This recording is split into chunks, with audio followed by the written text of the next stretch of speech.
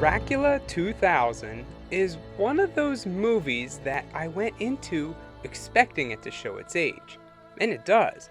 You can tell it came out of the year 2000 with its fair share of cheesy moments, jump cuts, and early 2000s rock music. But in the end, I think I actually liked Dracula 2000. So let's recap, and then I'll explain why.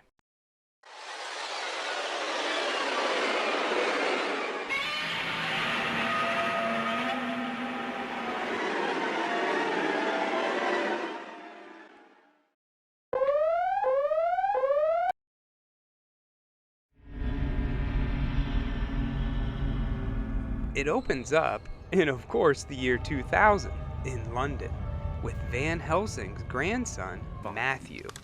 But don't get too attached to that name. He's with his assistant, Simon Belmont, or Simon Shepherd, and they just purchased some old crossbow. You see, Matthew is an antiques dealer, but this piece will stay in his personal collection. We also meet Selina, another one of Van Helsing's workers. More on her in a moment. Okay, good night then. They close up shop for the night, and only Van Helsing and his security team are there. A guy dressed up as a policeman comes by to report in on a disturbance. But he's the one doing the disturbing. Him and his team break in, led by Marcus. Their main goal is to get into a heavily guarded vault. Hey, is that the guy from that 70s show? And his name is Nightshade? How cool is that? Unbeknownst to what's happening downstairs, Van Helsing opens up a secret compartment in his chessboard, pulls out a leech, and injects himself with its blood. Huh, what's that all about? Deep inside the vault, the guys only see a bunch of junk. No treasure, no gold, nothing worth any monetary value. Meanwhile, Selina comes down to have a look. She sees the vaults wide open and decides to head in for herself, finding only old skulls with pointy teeth. I like the attention to detail here. Some have long fangs like a normal vampire, while others have pointy front teeth, an homage to Nosferatu. Anyway, she gets caught by Marcus, but then it's revealed that she's in on it too. Really, she's one of the leaders, a mole who works from the inside. Trust me. So far, there's nothing in here worth taking, but with all the security, there has to be something of value down here, and maybe it's behind this locked door. At first, the guys don't want to break in. Seeing all the skulls and crucifixes kind of freaks them out. But hey, they want to get paid, so they get in. Only to find a coffin. That's it. No gold, no riches, but maybe there's something inside. They go to lift it off the pedestal, but it's been booby-trapped, and a couple of guys are impaled. More importantly, this sets off an alarm, and Van Helsing knows someone's in his vault.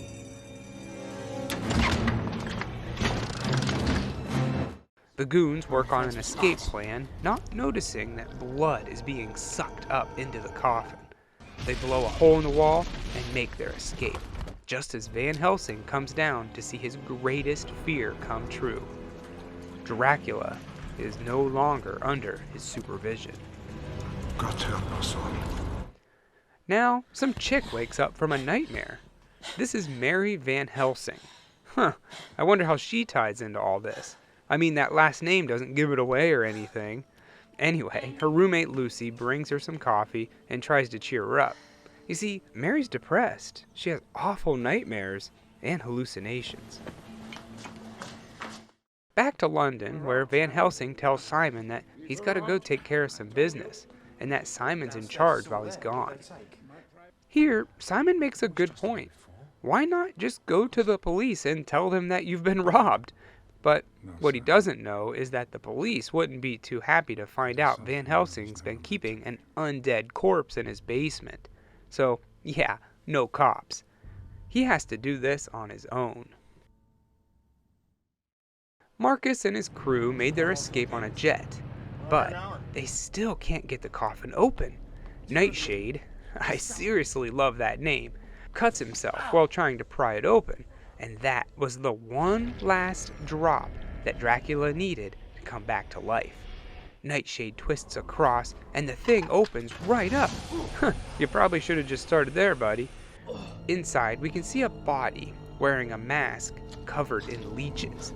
One jumps on his eye, and he freaks out a bit until he's able to squish it, splattering blood everywhere. He finds a cross on the body, thinking it will fetch a high price, and then he sees something under it. He goes in, and Dracula comes to life and kills Nightshade.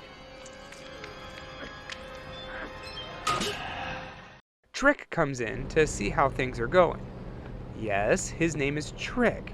Nightshade I can get behind, but Trick? Anyway, after a little bit, Dracula gets him too. He breaks down the door, getting rejuvenated by the blood, and he puts Selina under his trance, biting her and turning her into a vampire. Marcus isn't so lucky. He shoots at his undead guest, putting a hole in the plane, which is flying right into a storm. Meanwhile, Mary has some sort of psychic connection, and she's there on the plane. She thinks it's a nightmare, but she's not waking up. Dracula smells her, and he knows she's special. Then Lucy comes in and finally gets her awake. But the damage is done. Like a moth to a flame, Dracula must find Mary. Van Helsing shows up in New Orleans and sees on the news about a plane crash with no survivors, and the only cargo was a silver coffin, so he knows where he has to go. But he's not alone. Simon is following him. We see a reporter down at the crash site doing some promos when Dracula makes his next attack, which is actually pretty cool. The audience and the cameraman can't see him through the lens, but he's there all right. He scratches the reporter's neck, whose name is Valerie, by the way. She takes off and hides in a van while the cameraman is killed. But does she think a van would stop the Prince of Darkness? And Val becomes his next vampire bride. Van Helsing arrived where they're keeping the coffin and all the bodies from the crew. But no one's home. He opens the silver coffin to see it's empty, only to confirm his greatest fear. And then Simon shows up. Luckily, he didn't get his head blown off. Helsing warns Simon to keep his sanity and to do exactly as he says. He opens Selina's body bag, and she comes back to life. Nightshade also attacks, getting a silver arrow that goes right through him. Thinking he's dead, Van Helsing goes to take care of Selina, while Simon is left alone to wonder just what the heck is happening here. Well, of course, Shade isn't dead, and he comes back to life. Simon fights him and he takes him down, while Van Helsing has his own problems. Selina looks hurt and scared, but it was just a trick. Trick comes out attacking. Hey, Trick, I get it now. Helsing takes care of him and nails Selina to the wall just as she's about to attack Simon. He goes to cut her head off, but the police are coming, and how's he gonna explain this? So he and Van Helsing escape, forcing Helsing to come clean on what's going on here. What just happened in there?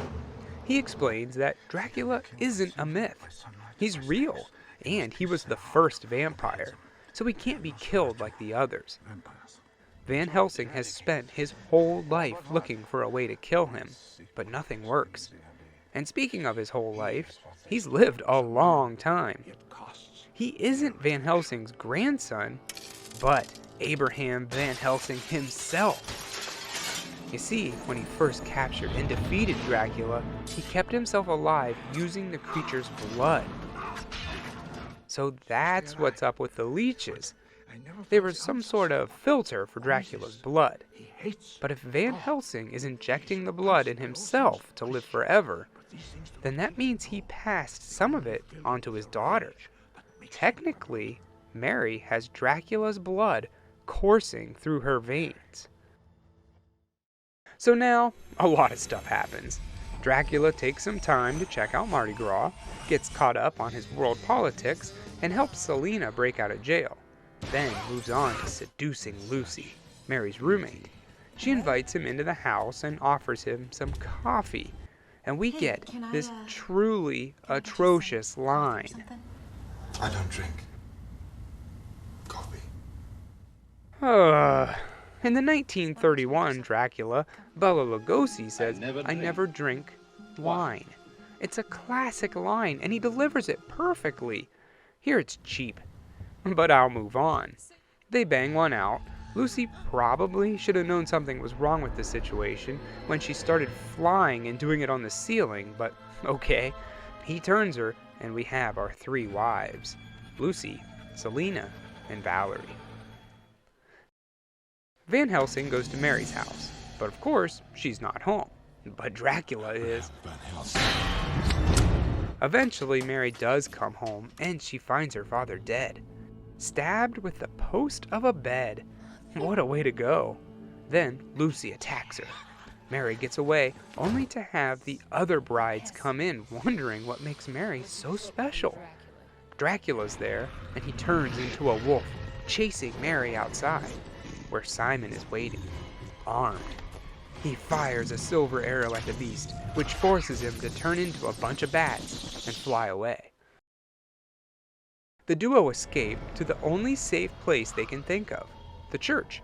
Inside, they do some research into Dracula and learn that that's only one of his names. He has many. He also detests anything to do with religion, and silver hurts him as well. What's this all leading to? Well, the monster shows up, and Mary escapes out the back door, while Simon tries his best to fight him. You can't defend her. It leads out to the graveyard, where after a bit of cat and mouse, Dracula escapes with his prize. They end up going to some church, right on Bourbon Street. I'm not sure why he chose a location with a giant cross, the thing he hates the most, but okay. Down on the street, Simon sees Selina and the others, and they lead him to a quiet place, where he ends up fighting them and eventually manages to take out Valerie before Selina knocks him out. On the rooftop, Dracula turns Mary, telling him his deepest, darkest secret. Strap in. This part is really cool. So remember I said Dracula has many names? Well, his original name is Judas Iscariot, the very same Judas that betrayed Christ. So that's why he hates religion and silver, because of the 30 pieces of silver he got for betraying Jesus. When he went to hang himself, God punished him by turning him into a creature of the night and giving him eternal life on earth. How cool is that? I know that this isn't biblically accurate or anything, but did they just turn Dracula into Bible fan fiction? I think they did. Anyway, Mary is a vampire now, and Simon is to be her first victim. It looks like she sucks his blood, and then grabs a blade to finish the job, but she's faking it. She cuts off Lucy's head and stabs Dracula, but that's not gonna stop him. They fight for a bit while Simon and Selina fight. After a struggle and a few close calls, Simon wins. So that's good. Only one left to take down. But how do you kill something that can't be killed? Well, Mary knows what took him out the first time. A hanging. So she wraps a cable around the vampire's neck and jumps, the cross falling with them.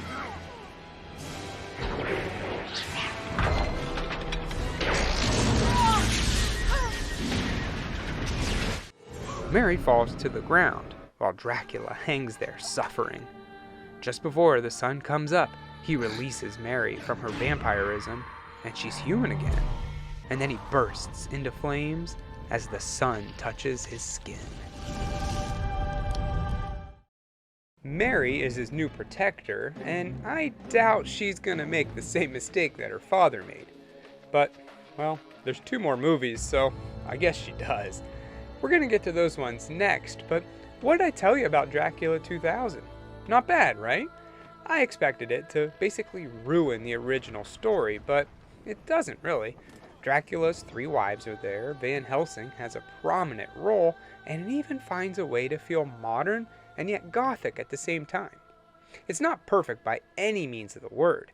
Some of the lines are cheesy, like "I never drink coffee," and some of the writing just doesn't make sense. Why would Dracula be struggling to breathe when he's hanging from the cross? I mean, just don't breathe. Turn into a bat and fly away or something. But I get it. You had to end the movie. I really like the new characters' names. Simon, Valerie, Selena. They're all names that would fit right in with the original novel. Well, all except for Nightshade. The acting was good too. No one's a real big, giant A-list celebrity at the time, but they all work out. Especially Gerard Butler as Dracula, who was filming The Cherry Orchard at the time. Just imagine him coming to the set of a chick flick like that with vampire teeth and blood all over him. Everything just terrifies me. Anyway, Dracula 2000 surprised me. I went in with pretty low expectations and came out pleasantly pleased. I give it 3 Dracula leeches out of 4. So you haven't told me your name. I have many. Yes. Percy. I was named after the Peanuts character.